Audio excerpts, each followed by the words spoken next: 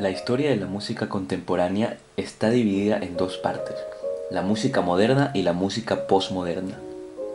Se puede decir que el modernismo inició con Claude Debussy, una de las figuras más importantes en la música europea de finales del siglo XIX y principios del siglo XX.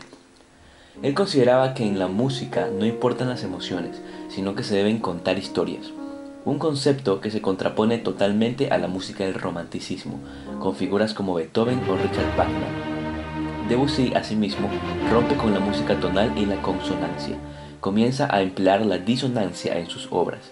Los historiadores lo ubican dentro del impresionismo, una de las primeras vanguardias del siglo XX. A partir de esto, el siglo XX fue una explosión de estéticas diversas. Debido a los avances tecnológicos de la época y con la aparición de la grabación, el objetivo principal de las vanguardias fue poner el sonido por encima de la partitura. Los vanguardistas tenían tres pilares fundamentales: la innovación, la ruptura y los paradigmas estéticos de vanguardia.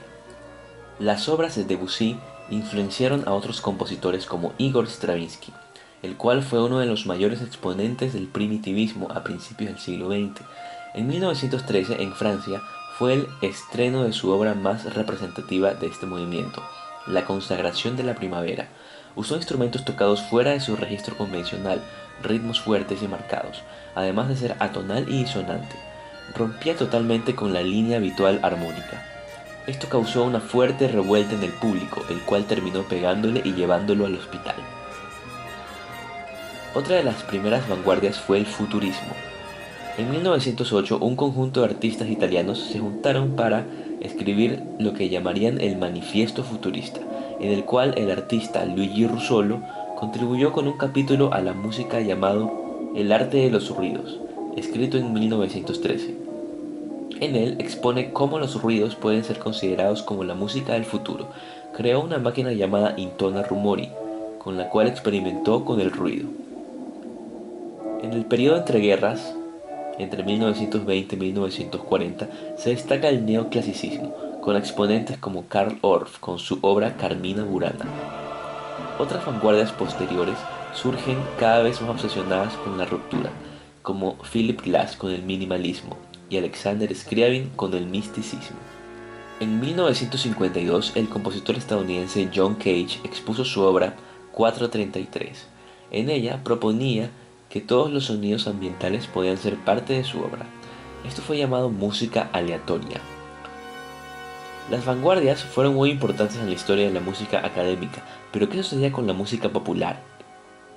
A principios del siglo XX surge el blues primario, originario de las comunidades afroamericanas del sur de los Estados Unidos. A partir del blues surge el ragtime, la primera forma de jazz. Esta música fue adquiriendo popularidad hasta que en 1917 fue grabado el primer disco de jazz, interpretado por la banda Original Dixieland Jazz Band.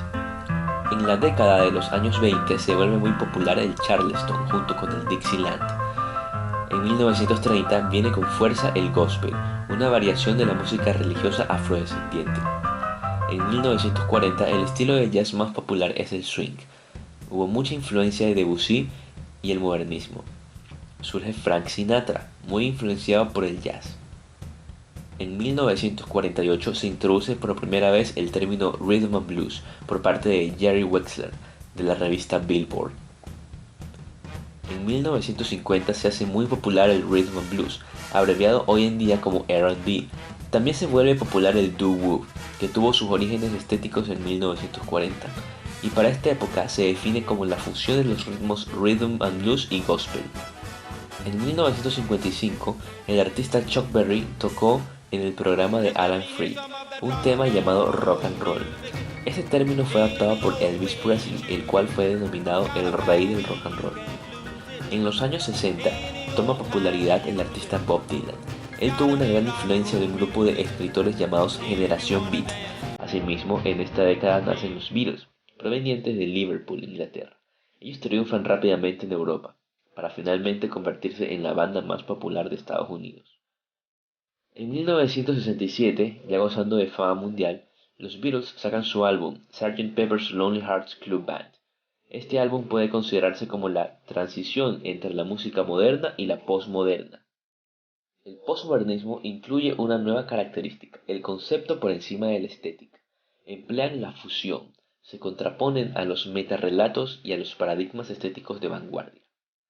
El álbum Sgt. Pepper's Lonely Hearts Club Band fue el primero en la historia en incluir un fuerte concepto en el cual los Beatles dejan de ser ellos mismos para interpretar a una nueva banda.